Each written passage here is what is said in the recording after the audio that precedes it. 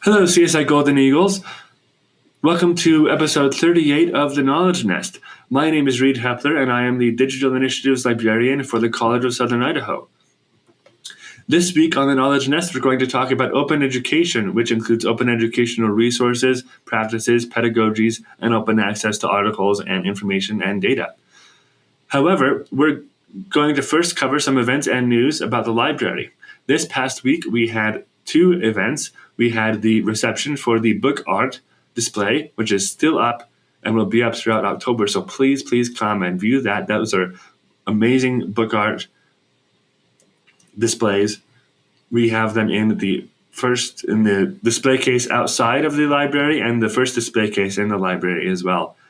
And they're amazing. I was there when they were being put up, and it was a very awesome experience to watch them be put up and see those interpretive placards and the information about the titles and such being placed there. So please come and view those. We also had the Loteria in the library, which was a very fun event. And additionally, we have in the future a murder mystery coming up on the 23rd to the 27th from Ross and Ali and Miranda. And everyone loves our murder mysteries. This will be no exception. We're excited to have you here and have you explore the library as you seek to answer the murder mystery. And speaking of murder mysteries and Halloween, we have our book reading challenge this month, which is the murder mystery. We're going to have you read a murder mystery this month. If you have any questions about the book reading challenge for the month, please contact Ali Beard, and we want you to know that we're here to help you find any murder mysteries and also help you find any other types of books that you want. You don't have to read, obviously, murder mysteries in October, but you can read any kind of book you want. We're here to help you. We ask you to please tag us in whatever social media posts you create about your murder mystery book or about any book you read, really, and help us connect with people and help us connect with you. We love to know how we're helping you and that we are effective librarians, that we're helping you find what you want and what you need. Finally, we have the book club Magic Lessons coming up on Thursday, the last Thursday of the month at noon, as it always is. Last month, we had a moderate turnout, a little less than we had in in August, but that was because it was the first month of the year. So we hope this month we can have a lot of people come and participate in the book club. So now on to open education. As many of you know, I was hired as the Digital Initiatives Librarian / Open Educational Resources Librarian initially last October, a year ago.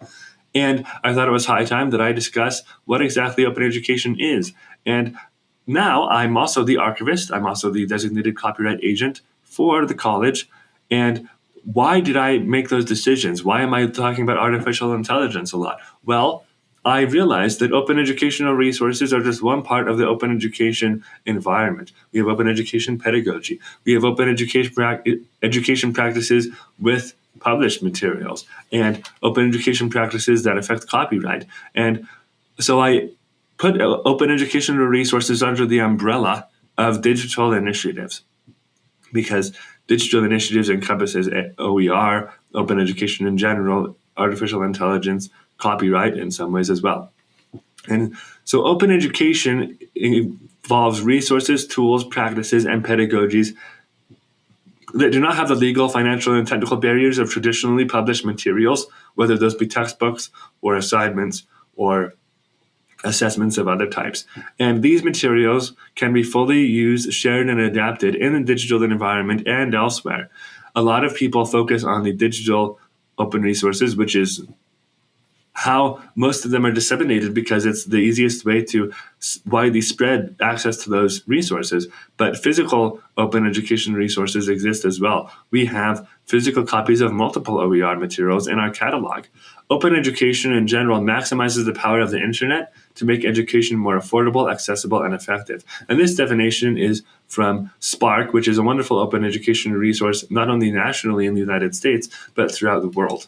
And so open education is meant to expand educational opportunities, and it was originally intended to focus on underprivileged people, minorities, those in third world countries. However, it has affected the ethics and access to education of all types of people. Even people who have access to traditionally published materials because they can afford it have found that open educational resources are wonderful tools. They're adaptable, they're generalizable, and they're also individualization facilitating. You can make things local, or you can make them general or standardized for all of your readers. Through the internet, people can access these and adapt them, and they can give them to others. Teachers can use open education resources in their coursework, but also students can access them outside of coursework. They're available to anyone. Teachers can share their knowledge with students and with others, and with the help of the internet and open educational resources and open access practices, your classroom and your students can go throughout the world. My open educational resources, not to brag, and I credit the Open Textbook Library and OER Commons for facilitating this, and Pressbooks.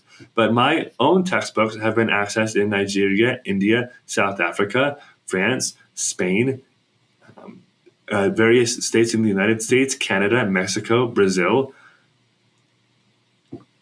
A lot of different countries have accessed my materials. A lot of countries, India and Nigeria and South Africa in particular, have accessed Dr. Michael Conrad's open educational resources. Dr. Chambers' materials have been used by Maryland and Virginia. And so open education practices in general have a lot of impact all over the place, all over the world, and in many different contexts. I have seen social work materials, social worker assessments that have been openly licensed, and so people don't have to pay for those published or those standardized assessments. They can have high quality assessments that have been created by experts openly.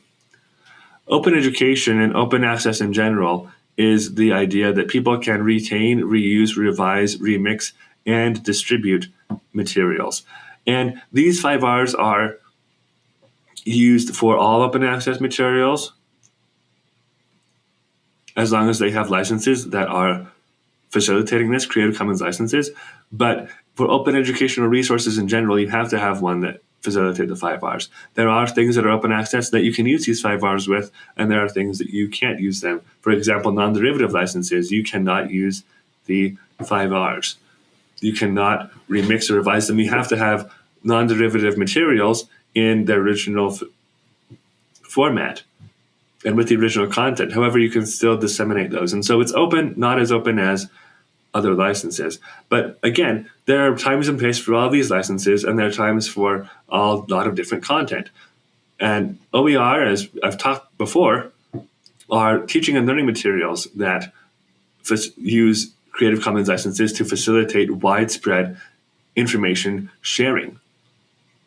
Equity and OER, this page talks about the financial effects of open education materials, and the University of Georgia did a study on it. But right now, I wanted to talk about the ethics of open access that not necessarily involves financial equity, but also informational equity. We talk a lot about finances when we talk about open educational materials. However, what open access really should be about is the access to information regardless of financial limits. Publisher and administrative restrictions have a lot of limits on what advice can be shared. I'm not talking about administrations in colleges. I'm talking about administrations in publishers and in professional organizations that they make people pay a lot of money for this information in their specific format. But you can access a lot of proprietary information or information that people want to make others think is proprietary through open access materials. For example, a lot of music theory materials have been copyrighted and restricted and are worth a lot of money. But you can find alternative music theory resources that are just as good in other ways. one of my our educators here is making music theory materials that are open access. And so these are high quality things, and he's adapted others that have been found on BC campus and other places. And so you don't have to pay a lot of money to have these things. You don't have to be a member of a certain group to have these things, a professional group or a cultural group or any tribe that has been imposed on people.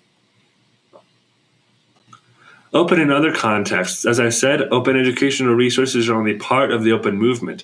Open access, open data, and open pedagogy are all parts of this movement. Open access is kind of the general movement that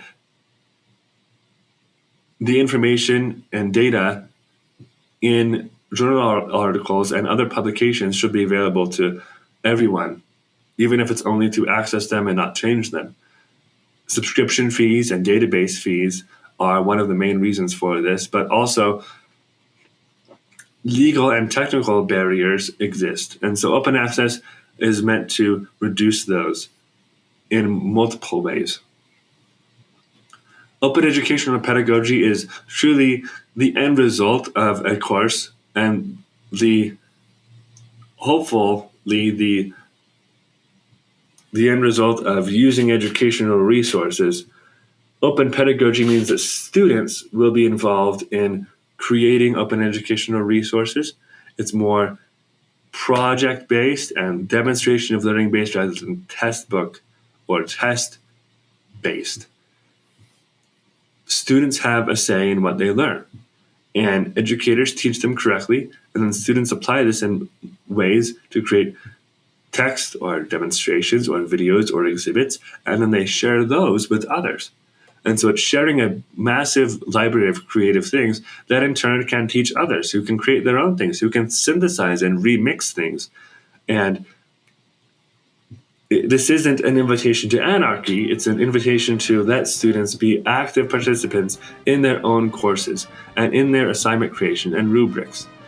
I remember one time in my graduate program when one of my educators had us develop our own rubric by which our final papers would be examined. It was a wonderful experience. That's just one small part of open pedagogy. But open materials and open access are truly a wonderful way in which educators and students and technical professionals and administration can come together and create a fully open, accessible, ethical, effective network of information and professionals and practitioners and newcomers, to make sure that all people have access to all the information that is relevant, and new information can come quickly rather than being waylaid by a bunch of logistical barriers. So I hope that was informational, and if you have any questions, please contact me about this. And I will see you next week here on the Knowledge Nest.